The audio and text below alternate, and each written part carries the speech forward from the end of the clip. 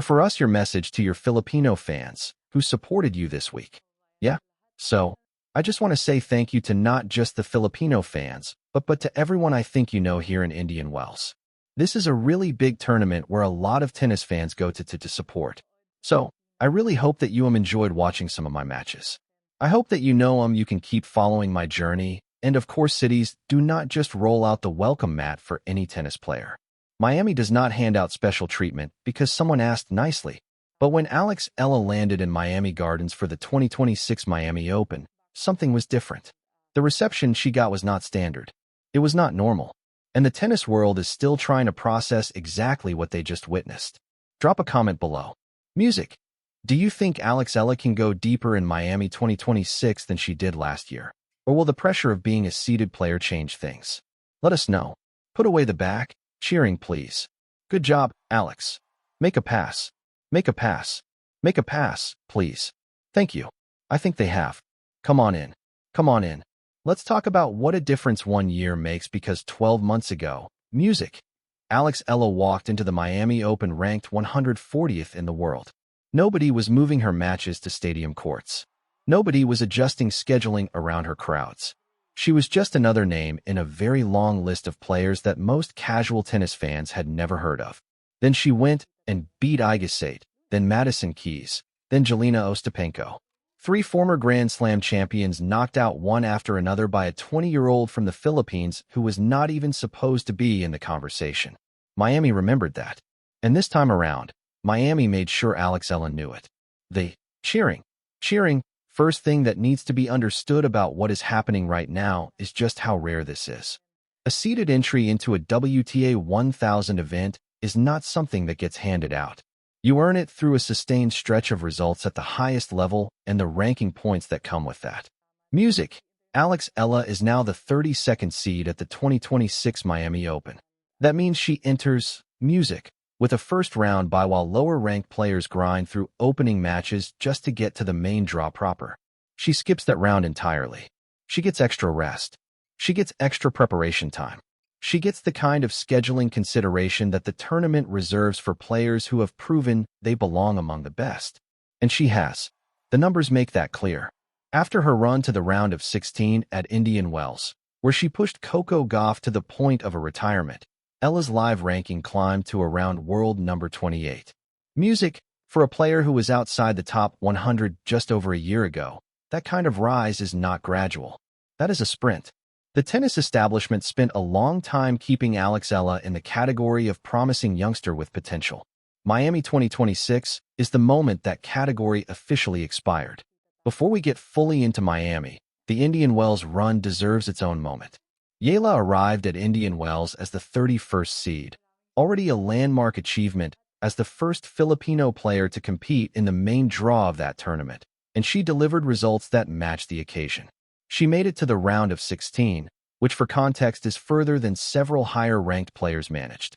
The match that got the most attention was her clash with Coco Gauff.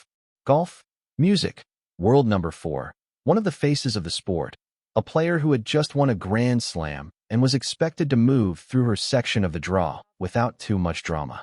Instead, she ran into Alex Eala and the match ended with Gauff retiring. Now, retirements happen in tennis for many reasons. Sometimes it is injury, music, sometimes it is a combination of things, but the context matters.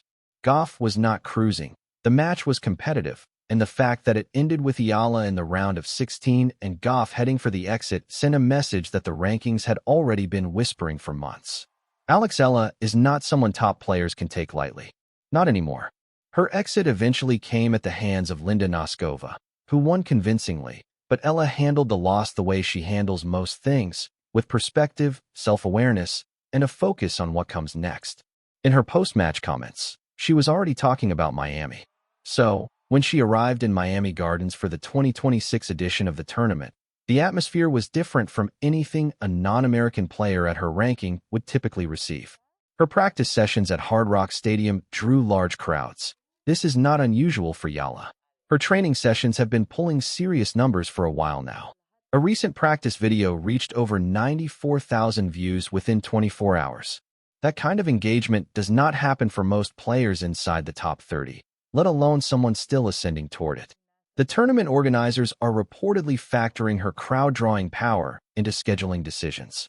When a player consistently fills courts beyond their seeding tier, that is information that a well-run tournament acts on. Bigger courts mean more fans can watch. More fans watching means better atmosphere, better broadcast numbers, and a better product overall. For Miami to be adjusting how it handles Alexandra Eala's schedule and court assignments, it means the people running the event have looked at the data and decided she is one of the main attractions. Not a secondary story, not a feel-good subplot, a main event. That is a significant shift from the player who arrived here 12 months ago, without anyone in the tournament office particularly concerned about where she was playing or how many people would show up to watch. Just before the Miami Open got underway, Eala made a stop at Nike's world headquarters in Oregon. And this was not a routine athlete, music, check-in.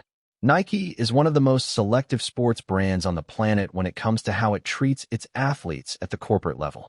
The kind of visibility that comes from being showcased at their headquarters, the kind that involves your image being part of how they tell the story of the brand, is reserved for people Nike has decided are worth building around for the long term. Alexandra Eala got that treatment.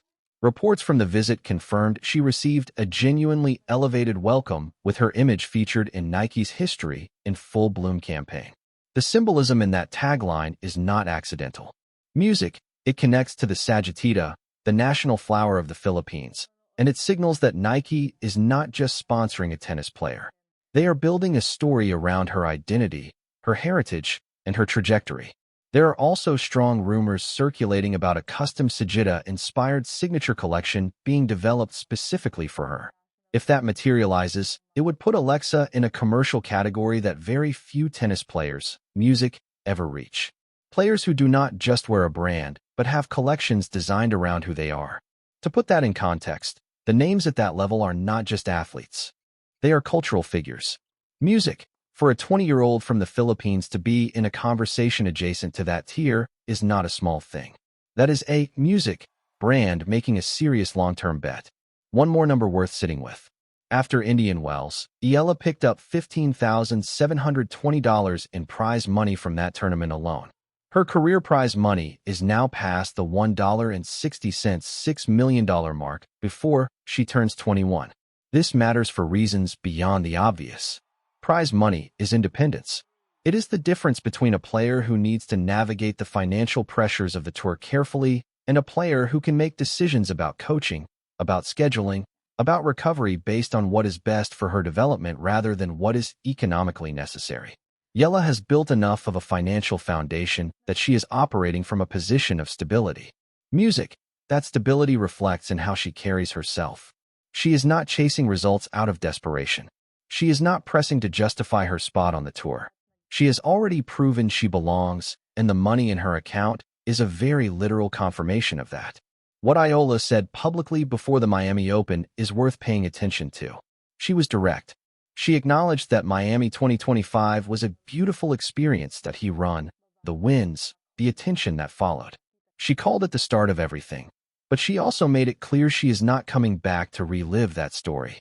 She said plainly that she has grown since then, that she has had great matches and tough losses, and music, built experience that has given her a level of self-belief she did not previously have. Then she said something that summed up exactly where she is right now. She knows she belongs, and she is here, music, to stay. That is not the language of a player hoping to survive the draw. That is the language of a player who has made peace with her place in the sport and is coming in to compete without the weight of having to prove something she already knows. Given everything that has happened in the last 12 months, that confidence is completely earned.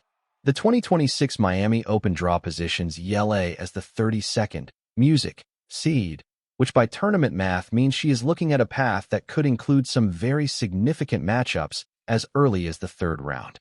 Egot, music, who lost to Eala in this very tournament in 2025 and then suffered an early exit at Indian Wells this year, is a potential collision depending on how the bracket plays out. Arriving in Miami after a difficult few weeks, music is a version of Swiatek that Eala has already handled. The 2025 win on these courts was not an accident. It was a technically sound, mentally composed performance against the best player in the world.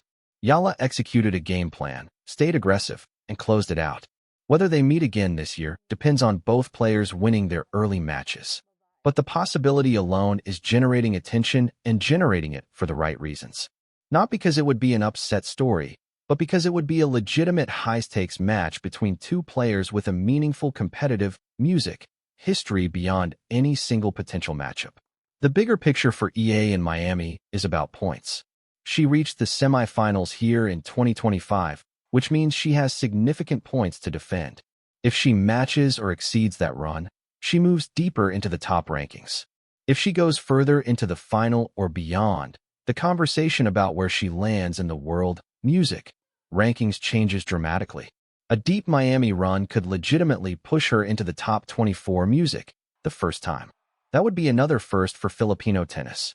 Another milestone in a career that has been stacking them up at an increasingly fast pace.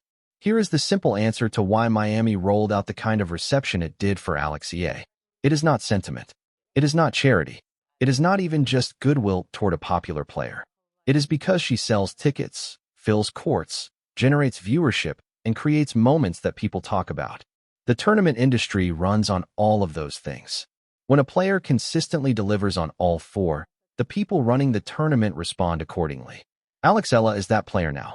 Not just for her Philippine music fan base, which is loyal and loud and genuinely one of the most passionate supporter groups in tennis, music, but for the broader sport where her story, the trajectory, the results, the composure, music, the personality has made her someone that people outside of her immediate fan base are starting to follow closely. Miami knows what it has, and it is treating her like it knows. From ranked, music, 140 to seeded, from underdog to main event, Alexandra Eala's Miami arrival says everything about how far she has come. If you are riding with her this tournament and believe the best is still ahead, hit that like button, subscribe for more coverage, and drop your Miami prediction in the comments. The story is just getting started.